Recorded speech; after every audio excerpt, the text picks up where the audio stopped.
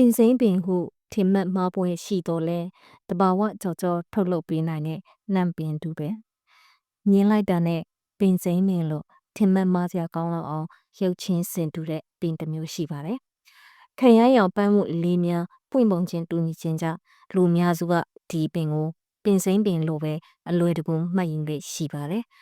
ဒါပေမဲ့ဒီပင်ကဟင်းခတ်မွေးကြိုင်ဖြစ်အသုံးပြုတဲ့ပင်စိမ့်ပင်မဟုတ်ပါဘူး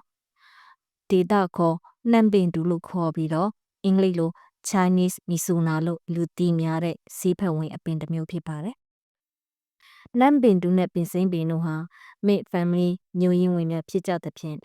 ရုပ်သွင်ပြင်ပအနေထားကအလွန်စင်တူပါတယ်။သူတို့ရဲ့အဓိကအကွဲပြားခြားနားချက်ကအနံ့နဲ့အာနိသင်ဖြစ်ပါတယ်။ပင်စိမ့်ပင်ကအနံ့ပြင်းပြပြီးဆူရှာတဲ့ရနံ့ရှိပေမဲ့နံပင်တူပင်မှာအနံ့မရှိပါဘူး။ပင်စိမ့်ပင်ကိုရေနွေးဖြောပါကဟင်းရည်ကဲ့သို့ရေကျေးကရရှိမှာဖြစ်တော်လဲနံပင်တူရွက်ကိုအရင်ညှစ်ပြီးတော့ကျူချက်လိုက်မယ်ဆိုလို့ရှိရင်တော့ကြောက်ကြောဖြစ်ကြောင်းလဲသွားစေနိုင်တဲ့ထူးခြားတဲ့ဂုဏ်သက်တည်ရှိပါတယ်။နံပင်တူပင်ရဲ့အထူးခြားဆုံးစွမ်းသက်တည်ကဂျယ်လီမုန့်ဒါမှမဟုတ်ကြောက်ကြောမုန့်လုံးဝရောဆက်စရာမလိုပဲနဲ့တဘာဝအတိုင်းခဲသွားစေနိုင်ပါတယ်။အရွက်တွေကိုရေစင်အောင်ဆေးပြီးရေနစ်ရောပြီးတော့အရေညှစ်ယူရပါမယ်။ရရှိလာတဲ့အစိမ်းရောင်ရေကိုစံချမ်းမုံထည့်ပြီးမိနစ်စုပွက်အောင်ကျူချက်ရပါမယ်။ပြီးရင်အေးခံလိုက်လို့ရှိရင်အချင်းတို့တွင်းတုံတုံအီအီဖြစ်နေတဲ့ကြောက်ကြောတုံးလေးအဖြစ်တို့အလိုလျောက်ပြောင်းလဲသွားမှာဖြစ်ပါတယ်။ရရှိလာတဲ့နံပင်တူကြောက်ကြောကိုအတုံးငယ်လေးတွေတုံးပြီးတော့တညက်ရည်ဒါမှမဟုတ်တကြားရည်ဆန်းပြီးတော့၎င်းနွားနို့တာကူတို့နဲ့ရိုပြီးတော့၎င်း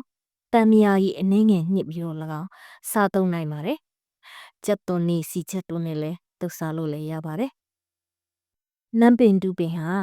ကြောက်ကြောလှုပ်ရှားလို့ရတဲ့အချိုပွဲစားဖြစ်ရုံတည်းမကဘူး။တန်ရင်စေးပညာနဲ့သိပ္ပံနည်းကျလေ့လာချက်တွေအရကျမ်းမာရေးအကျိုးကျေးဇူးတွေလည်းအများကြီးရှိပါတယ်။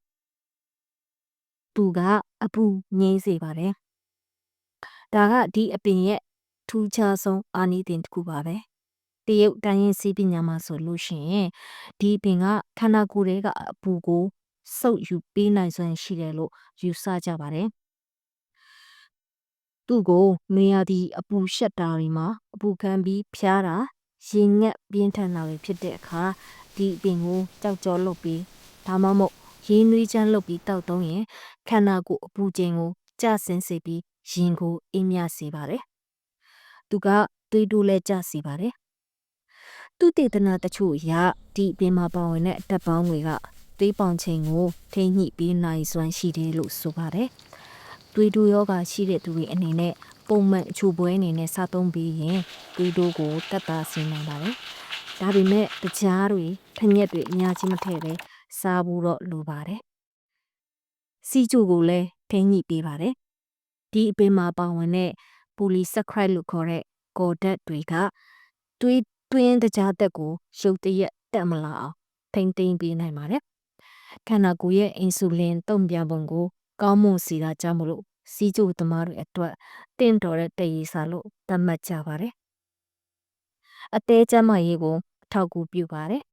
။ဒီအပင်မှာအန်တီအောက်ဆီဒန့်လို့ခေါ်တဲ့တက်တိုးဆန့်ကျင်ပစ္စည်းတွေကျွေဝစာပါဝင်တဲ့အတွက်အသေးရောင်ခြင်းနဲ့သေးဆဲတွေပျက်စီးခြင်းကနေပြီးတော့ကာကွယ်ပေးနိုင်ပါတယ်။အသေးရဲ့လုပ်ငန်းဆောင်တာတွေကိုကောင်းမွန်စေပါတယ်